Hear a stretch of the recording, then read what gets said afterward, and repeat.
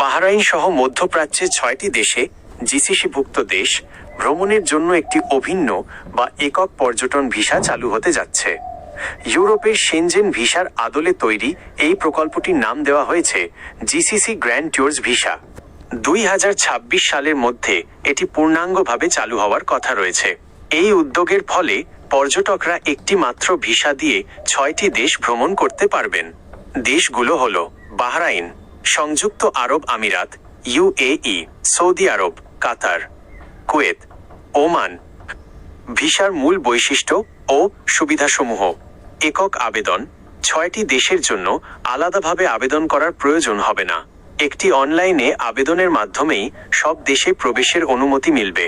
খরচ ও সময় সাশ্রয়: আলাদা 6টি ভিসার ফি দেওয়ার চেয়ে এই একক ভিসায় খরচ অনেক কম হবে। মেয়াদ: ধারণা করা হচ্ছে এই ভিসার মেয়াদ 30 থেকে 90 দিন পর্যন্ত হতে পারে। ভ্রমণের সুযোগ: পর্যটন ও পারিবারিক ভ্রমণের জন্য এটি ব্যবহার করা যাবে, তবে কর্মসংস্থান বা কাজের জন্য এটি প্রযোজ্য নয়। ডিজিটাল প্রক্রিয়া: পুরো আবেদন প্রক্রিয়াটি হবে অনলাইনে এবং অনুমোদনের পর ইমেইলে ডিজিটাল ভিসা পাওয়া যাবে।